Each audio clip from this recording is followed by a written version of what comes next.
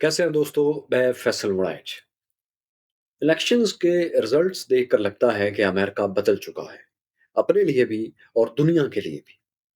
पिछली कई दहाइयों से सिवाय जॉर्ज बुश सीनियर और जूनियर के इलेक्शंस के, डेमोक्रेट्स भले अमेरिकन इलेक्शन हार जाते थे मगर पॉपुलर वोट्स उन्हीं के ज्यादा होते थे, जिसकी बुनियाद पर यह कहा जाता था कि अमेरिका अपनी सृष्टि में डेमोक्रेट माइंडसेट का मुल्क है। मगर इस बार ये इक्वेशन बदल गई है। एक तो अमेरिका में टर्नआउट वाकई बहुत हाई रहा है, पहले से ज्यादा पोलिंग हुई है।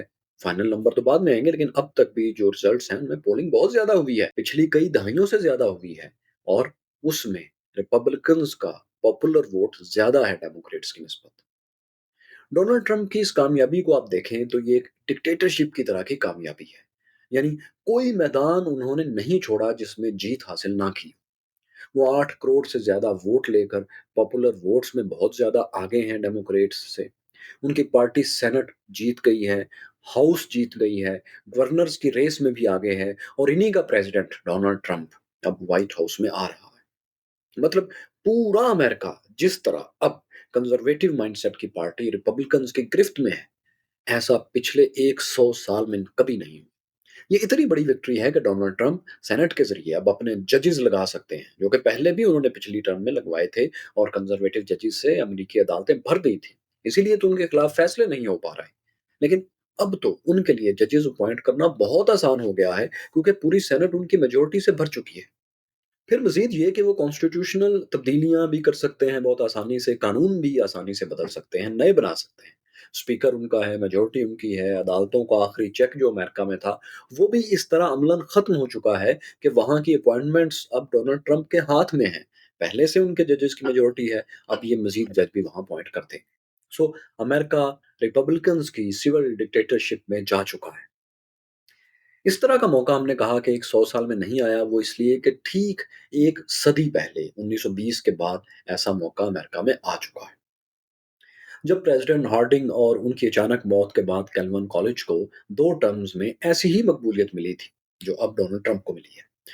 ये एक 100 साल पहले की तारीख है, उसके बाद ये नहीं हुआ था। बरसबीले तज़किरा आपको बताएं कि उस लैंडस्लाइड विक्ट्री के बाद, जो बिल्कुल आज जैसी थी, अमेरिका को बहुत खौफनाक नताइज भुगतना पड़े थे।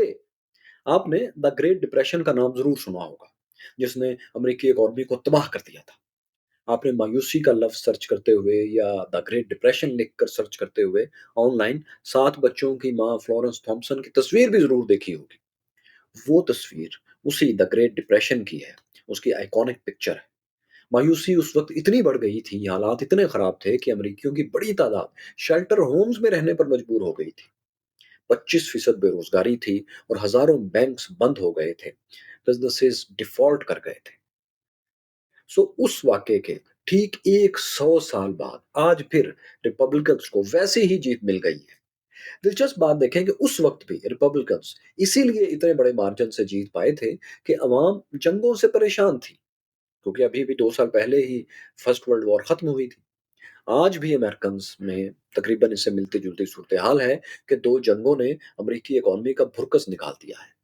वो इस तरह के डोनाल्ड ट्रंप जिस वजह से जीते हैं, इसके 5 बड़े फैक्टर्स में से 2 तो इन्हीं वॉर्स के हैं, जंगों के। इन 5 में पहला फैक्टर इमिग्रेशन का था, जिससे व्हाइट अमेरिकन्स को परेशानी थी कि हमारी तादाद, हमारे डिसाइसिव नंबर्स जो फैसलाकुन हैसियत अख्तियार कर जाते हैं हर सिचुएशन में, वो अमेरिका में घट रहे हैं, कम हो रहे हैं।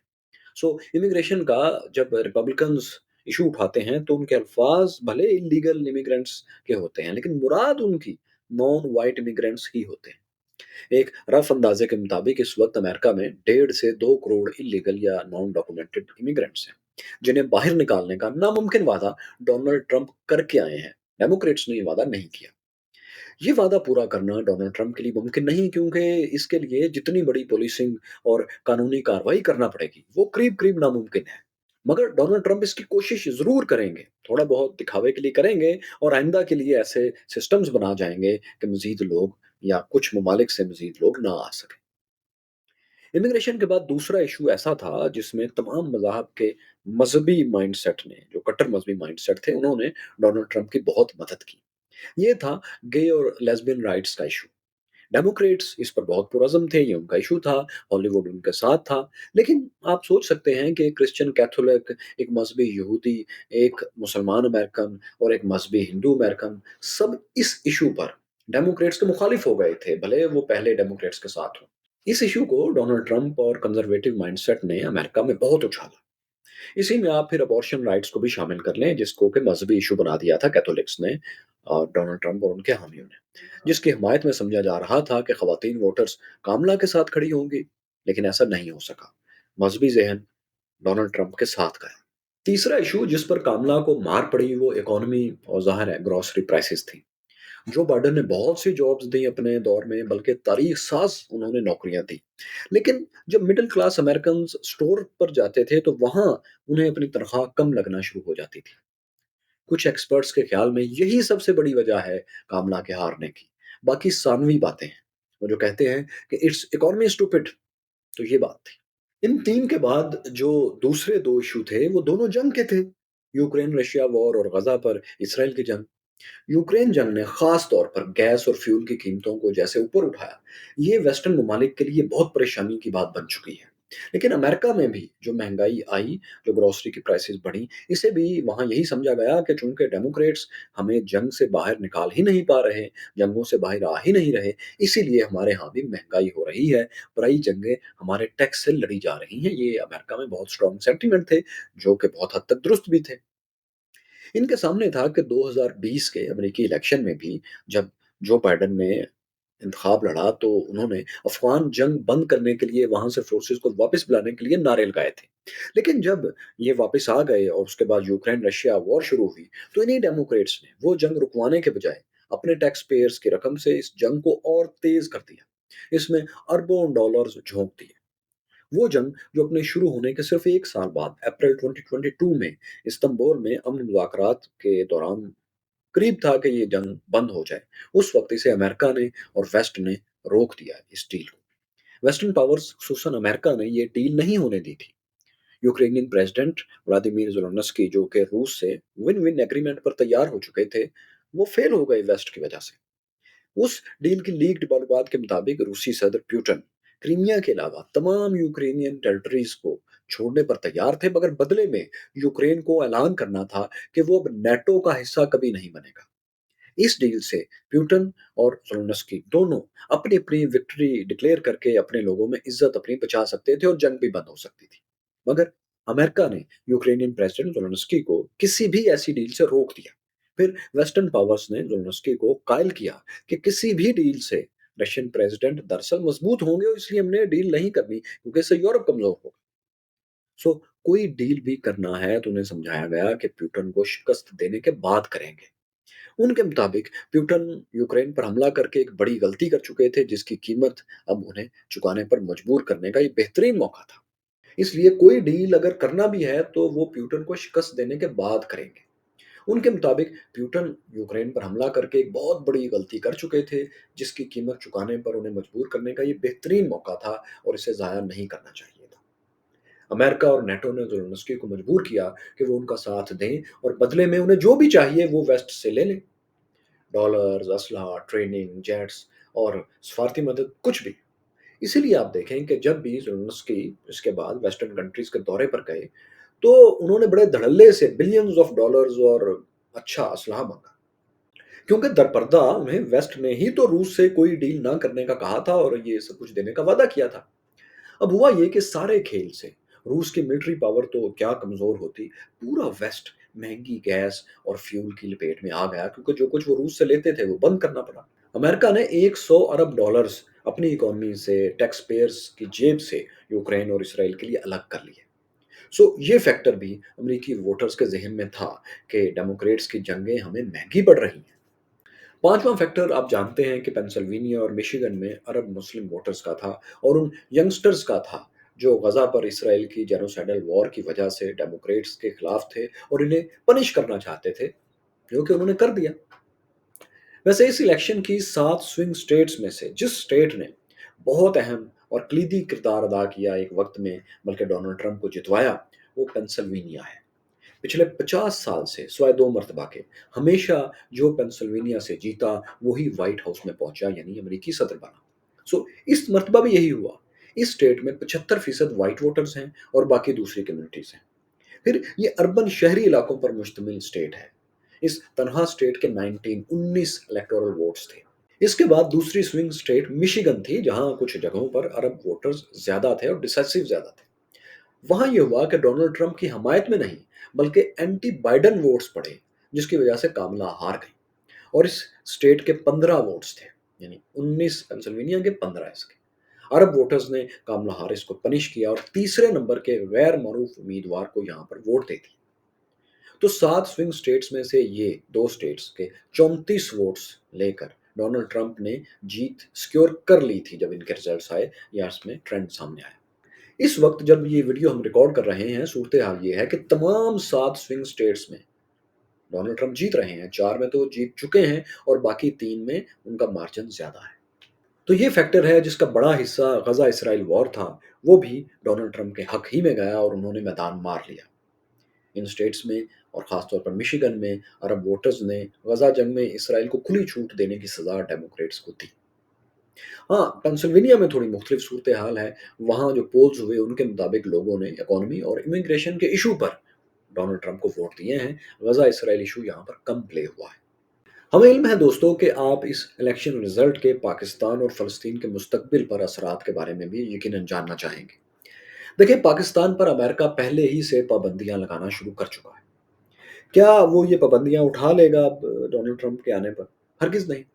जब तक इंटरनेशनल अफेयर्स में कोई बड़ी ड्रामेटिक तब्दीली नहीं आ जाती, डोनाल्ड ट्रंप पाकिस्तानी मदद के लिए हाथ नहीं बढ़ाएंगे। बल्कि अगर चीन को काउंटर करने के लिए डोनाल्ड ट्रंप इंडिया के साथ सेटलमेंट या कोई सिस्टमैटिक पार्टनरशिप की तरफ जाते हैं, तो पाकिस्तान पर कुछ और पाबंदियां लगने के भी इम्कानात हैं। जिसका नतीजा ये होगा कि पाकिस्तानी पॉलिसी जो पहले ही चीन और सऊदी अरब की तरफ झुकाव लिए हुए है, वो मज़ीद झुक जाएगी। हम अभी पाकिस्तान में देख ही रहे हैं कि ह्यूमन राइट्स की स्पेस कम हो रही है। मज़हबी और सियासी ग्रोह ताकत का इस्तेमाल ज़्यादा करने लगे हैं। रियासत भी इसी रास्ते पर है। ताकत का मुकाबला वो कानून से नहीं, बल्कि और ताकत से कर रहे हैं। अगर डोनाल्ड ट्रंप पाकिस्तानी मिसाइल और एटॉमिक प्रोग्राम पर मज़ीद पाबंदियाँ लगाते हैं, तो समझें कि हमारी एस्टेब्लिशमेंट मज़ीद कंज़र्वेटिव स्टैंड ले लेगी। दूसरा ख़्याल जो कुछ दोस्तों का है वो ये कि डोनाल्ड ट्रंप अपने बिज़नेसमैन दामाद जेराड कुश्नर के ज़रिए उसके रेफ़रेंस से पाकिस्तान में सियासी मुदाखलत करेंगे और पीटीआई को कोई मदद फ़राहम करेंगे। मेरा नहीं ख़्याल इस वक़्त उनका कोई पॉलिटिकल मुफ़ाद या कोई भी मुफ़ाद पाकिस्तान से ऐसा जुड़ा हुआ है, जिसे उनके ख़्याल में सिर्फ़ इमरान खान पूरा कर सकते हैं और वो इसलिए उनकी मदद करेंगे इस पार्टी की। और अगर मुफ़ाद जुड़ा हुआ डोनाल्ड ट्रंप का नहीं है, तो आप खुद सोचें डोनाल्ड ट्रंप पाकिस्तान में सियासी मुदाखलत क्यों करेंगे? अगर जुड़ा हुआ है, तो ये तो इससे भी ज़्यादा परेशानी की बात है कि एक अमेरिकी सदर, एक राइट विंग अमेरिकी सदर समझता है कि उसके मुल्क का या उसका ज़ाती कोई मुफ़ाद ऐसा है, जो सिर्फ़ एक मख़सूस सियासी लीडर पूरा कर सकता है। जब उनका बिज़नेस इंटरेस्ट या पॉलिटिकल इंटरेस्ट ही यहाँ पर नहीं है, तो जेराड कुश्नर और डोनाल्ड ट्रंप कौन-सा ह्यूमन राइट्स के चैंपियन हैं, जो पाकिस्तान में कानून की हुक्मरानी के लिए आवाज़ उठाने आएँगे? हो सकता है पाकिस्तानी रियासत पर किसी दबाव डालने के लिए, कोई अपना मुतालबा मनवाने के लिए वो बयानात की हद तक ये मामला उठाते रहें, मगर अमली तौर पर वो ऐसा कुछ नहीं करेंगे, क्योंकि उनकी प्लेट तो मुख्तलिफ इंटरेस्ट से और मसाइल से पहले ही भरी हुई है। पाकिस्तान के मसाइल हमें खुद ही हल करना होंगे, अपनी सियासी और जमहूरी जद्दोजहद से हल करना होंगे। सब ने मिलकर हल करना है ये मसाइल। पाकिस्तान के मसाइल बाहर से हल करवाने की कोशिश, सिवाय बैरूनी मुदाखलत को दावत देने के और कुछ भी नहीं होगी। जो भी पाकिस्तान का खैर ख्वाह है, उसे चाहिए कि बैरूनी मुदाखलत का दरवाज़ा बंद करे, ना कि उसे खोले। आखिरी और अरब मुस्लिम दुनिया के लिए इस सिलसिले में बहुत अहम बात इसराइल की गजा पर जेनोसाइडल वॉर है। तो डोनाल्ड ट्रंप की प्रेसिडेंसी में ये तो तय है कि अगले 4 साल फ़लस्तीनियों पर तारीख के बदतरीन साल साबित होने वाले हैं, क्योंकि डोनाल्ड ट्रंप इलेक्शन से पहले फ्लोरिडा में अपने फार्म हाउस में नेतन्याहू के साथ एक खुफिया मुलाकात और डील कर चुके हैं, जिसमें उन्होंने डोनाल्ड ट्रंप को यानी नेतन्याहू ने डोनाल्ड ट्रंप को यकीन दिलाया था कि वो इलेक्शंस में उन्हें सपोर्ट करेंगे, और वो भी अपने होस्टेजेस की कॉस्ट पर। वो यूं कि उनके मुताबिक जो बाइडेन की कोई भी पीस डील वो इलेक्शन के रिजल्ट से पहले कबूल नहीं करेंगे, کیونکہ کسی بھی پیس ڈیل کی صورت میں جو اگر ہو جاتی ہے، سیز فائر ہو جاتا ہے، تو ظاہر ہے ڈیموکریٹس کے دور میں ہوگا، اور امریکہ کا پرو اسرائیل اور پرو فلسطینی طبقہ دونوں ووٹرز جو ہیں، وہ ڈیموکریٹس کی حمایت میں چلا جائے گا کہ انہوں نے یہ مسئلہ حل کروایا۔ سو آپ کے سامنے ہے کہ نیتن یاہو نے اس وعدے کو نبھایا اور سیز فائر کی ڈیموکریٹس کی ایک ایک کوشش کو ناکام کیا، یہاں تک کہ ان کی سیکیورٹی ٹیم بھی، اپنی سیکیورٹی ٹیم بھی ان کے خلاف ہو گئی اور ان کی خفیہ معلومات انہوں نے لیک کرنا شروع کر دی، جس کی وجہ سے پھر نیتن یاہو نے اپنے ڈیفنس منسٹر گلانت کو بھی ابھی فائر کر دیا ہے۔ ڈونلڈ ٹرمپ کو اتنی بڑی سپورٹ دینے اور پھر اربوں ڈالرز کی لابنگ سے جتوانے کے بعد، جو اے پیک لابی کرتی ہے، اسرائیلی لابی، اس کے بعد یقیناً کچھ ڈونلڈ ٹرمپ بھی نیتن یاہو کی پھر مدد کریں گے، اس کے ساتھ جو ڈیل کی ہے اسے پورا بھی کریں گے، اور یہ مانگ، یہ خفیہ ڈیل جو ہے جس کا اگلا حصہ ڈونلڈ ٹرمپ نے پورا کروایا ہے، یہ کیا ہے ویسے؟ اس کی پوری ڈیٹیل تو ابھی کچھ دن میں آپ کے سامنے ان کے عمل سے ظاہر ہو جائے گی، مگر جو بات پبلک ہوئی تھی اس کے مطابق دو پوائنٹس واضح تھے۔ پہلا یہ کہ ڈونلڈ ٹرمپ غزہ اور ویسٹ بینک کا معاملہ جلد سیٹل کرنے میں اسرائیل کو لامحدود امداد، مدد اور اسلحہ دیں گے۔ سیٹل کرنے سے مراد ان کی یہ ہے کہ اسرائیل کے حق میں، اسرائیل کی مرضی سے اس کو سیٹل کرنا، جیسا کہ پچھلی ٹرم میں ڈونلڈ ٹرمپ نے شام کی گولان ہائٹس کو، سیریا کے گولان ہائٹس کو اور فلسطینی حصے ایسٹ یروشلم کو اسرائیل کا انٹیگرل پارٹ تسلیم کر لیا تھا، اور اپنا سفارت خانہ بھی یروشلم میں منتقل کر کے اسے اسرائیلی کیپٹل مان لیا تھا، جو کہ کئی سال سے دنیا اور امریکہ نہیں مان رہے تھے۔ سو پہلی بات جو ڈونلڈ ٹرمپ کو نیتن یاہو سے مبینہ وعدے کے مطابق پورا کرنا ہے، وہ یہ کہ غزہ جنگ کو اسرائیلی مرضی کے مطابق سیٹل کرنے میں مدد دینا ہے، مگر اس کے ساتھ دوسرا پوائنٹ بھی اہم تھا کہ ڈونلڈ ٹرمپ کا مطالبہ تھا کہ جب وہ وائٹ ہاؤس میں آئے، یعنی اگلے سال جنوری میں، تو یہ کانفلکٹ ٹھنڈا پڑ چکا ہونا چاہیے، مطلب بمباری اور قتل و غارت رک جانی چاہیے۔ یہ بات اسرائیلی اور امریکی میڈیا میں بھی رپورٹ ہوئی۔ ان دونوں پوائنٹس کو جمع کریں تو مطلب یہ بنتا ہے کہ ڈونلڈ ٹرمپ نیتن یاہو کو فلسطینی مسئلے سے اس کے حق میں طے کرنے کے لیے، اسرائیلی رائٹ ونگ کے حق میں طے کرنے کے لیے بلینک چیک دیں، اگر نیتن یاہو جلدی جلدی اپنے مقاصد حاصل کرنے کا وعدہ کریں۔ اس ساری ڈیل میں ہیومن رائٹس، غزہ کے عوام، فلسطین کا مستقبل، کچھ بھی کم از کم ریپبلکنز کی پریورٹی میں تو ہرگز نہیں ہے۔ اور ہاں، ایک بات آپ سوچ رہے ہوں گے کہ ڈونلڈ ٹرمپ نے بھی تو ابراہم اکارڈ کیا تھا، جس میں عربوں کے ساتھ اسرائیل کے بہتر تعلقات کا ڈول ڈالا گیا تھا، جس کے بعد پھر یو اے ای نے، بحرین نے اور مراکش نے اسرائیل کو تسلیم کیا تھا۔ سو کچھ دوست کہیں گے کہ ڈونلڈ ٹرمپ پہلے بھی تو امن کے لیے کام کر رہے تھے، ابراہم اکارڈ کیا تھا، تو اب بھی وہی ایک امن کی کوشش کریں گے۔ ایسا نہیں ہے۔ ابراہم اکارڈ میں فلسطینی مسئلے کا کوئی حل نہیں تھا۔ یوال نو ہراری اور کچھ دوسرے پرو اسرائیلی طبقے مسلسل جھوٹ بولتے رہے تھے کہ ابراہم اکارڈ میں فلسطین کی آزادی کا روڈ میپ لکھا ہوا تھا، طے کیا گیا تھا، حالانکہ اس اکارڈ کے ڈاکومنٹس پبلک تھے، میں نے پڑھے ہیں۔ کسی میں ایک لفظ بھی ایسا نہیں لکھا کہ جس سے آپ کو لگے کہ ابراہم اکارڈ میں فلسطینیوں کو کم از کم عرب بھی تسلیم کیا گیا ہو، یا ایسی کوئی سطر کے اس مسئلے کو مسئلہ ہی مانا گیا ہو، تسلیم کیا گیا ہو۔ ڈاکومنٹس کے مطابق تو فلسطینی ایگزسٹ ہی نہیں کرتے تھے، اگر آپ اس ڈاکومنٹ کو دیکھیں، اس کو پڑھنے کے بعد آپ کو نہیں لگتا کہ عرب میں اور اسرائیل کے درمیان کوئی فلسطین کا مسئلہ ہے۔ جو کچھ تھا وہ اسرائیل اور باقی عرب دنیا ہی تھی، اسی کے متعلق سب کچھ تھا، کیونکہ ڈونلڈ ٹرمپ، نیتن یاہو اور سعودی crown prince M B S کا اس اکارڈ کے پیچھے جو منصوبہ تھا، وہ ایک نئے اکنامک کوریڈور کا تھا، جس میں فلسطینیوں کی صرف زمین چاہیے تھی، جو کہ اس اکارڈ میں بغیر لکھے مان لی گئی تھی کہ اسرائیل اسے جیسے چاہے استعمال کر سکتا ہے، کیونکہ وہ کوریڈور جو انڈیا سے عرب اور عرب سے اسرائیل سے ہوتا ہوا میڈیٹرینین سی میں جانا تھا، اسے غزہ سے بھی گزرنا تھا۔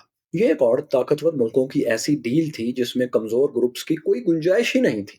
آپ جانتے ہیں کہ کمزور گروپس کو پاور پلیئرز اپنے برابر تھوڑا بٹھاتے ہیں یا ساتھ تھوڑا ملاتے ہیں، انہیں تو مجبور کیا جاتا ہے، اسی کو اصول سمجھا جاتا ہے۔